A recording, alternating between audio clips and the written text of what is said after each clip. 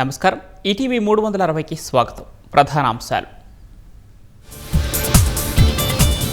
2898 హాస్టళ్లు, స్కూళ్లలో solarisation జరగాలన్న CM. ప్రభుత్వ భవనాలపై ప్యానెళ్లు త్వరితగతిన పెట్టాలని ఆదేశం. స్వచ్ఛ గోదావరి పవిత్ర పుష్కరాలు పేరిట ప్రభుత్వం ప్రణాళిక. 6 జిల్లాల పరిధిలోని మురుగునీరు నదిలో కలవకుండా చర్యలు.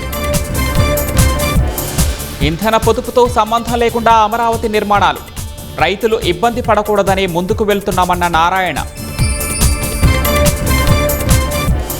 నకిలీ జీవోలతో 1500 కోట్ల భూ కబ్జాకు బ్రహ్మనాయుడు యత్నం. కేసు నమోదు చేసిన తెలంగాణ శేరిలింగంపల్లి పోలీసులు.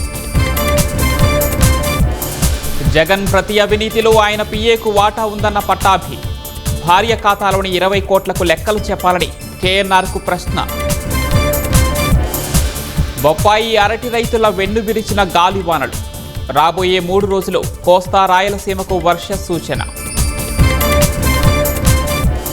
రేపు కర్ణాటక సీఎల్పీ నేతగా డీకేని ఎన్నుకునే అవకాశం. కీలక మంత్రిత్వ శాఖల కోసం సిద్ధరామయ్య ప్రయత్నాలు. వరకట్న వేధింపుల ఘటనలు పెరగడంపై సుప్రీంకోర్టు ఆందోళన.